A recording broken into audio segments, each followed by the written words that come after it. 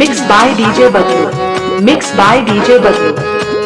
Mixed by DJ Badlu. Address Imanganj चौराहा ग्राम चंदीला कला।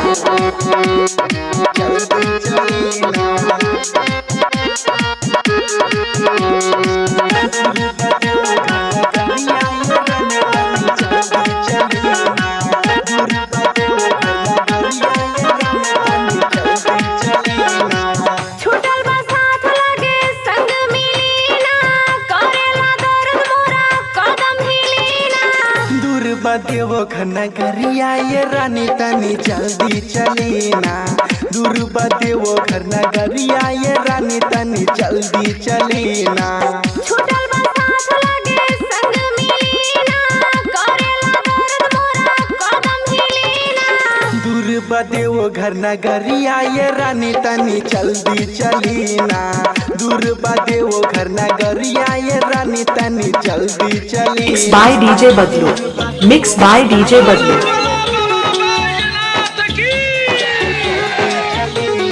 म्यूजिक बाय जयपाल दीवाना।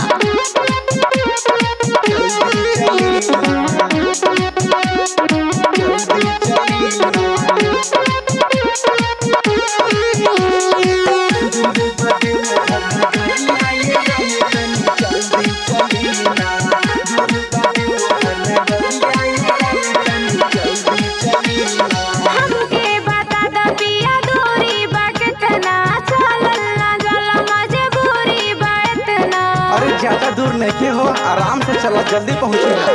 हमके बता दा पिया दूरी बा कितना, चलना चला मजबूरी बा इतना। सुनिए रानी बात मानी हमार हो, भोला जी दुख दूर करी है तोहार हो।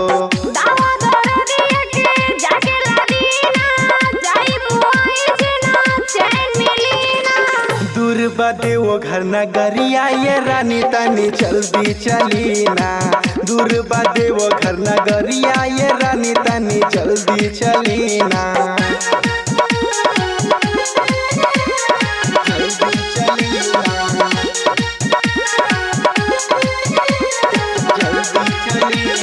जयपाल पिया कुछ करी उपाय, चलना चला तनी गोदी में उठाई। अरे भोला जी पे विश्वास रखा, सब ठीक हो जाएगी। जयपाल पिया कुछ करी उपाय, चलना चला तनी गोदी में उठाई। सुनी जियन सीना बहाना बनाई, देखी जो लोग सब करी है हंसाई। लागल बा भूख तनी कुछ खा लीना, सुखल बा होठ मोरा पानी पी लीना। दूर देवो घर न गरिया ये रानी तनी जल्दी चलीना। दूर देवो घर न गरिया ये रानी तनी जल्दी चलीना। छूटल बा साथ लागे संग मिलीना, करेला दर्द मोरा कदम हिलीना। दूर देवो घर न गरिया ये रानी तनी जल्दी चलीना। दूर देवो घर न गरिया ये रानी तनी जल्दी चलीना। तो चलिए चलते हैं ना। तो तनी जल्दी चलाना।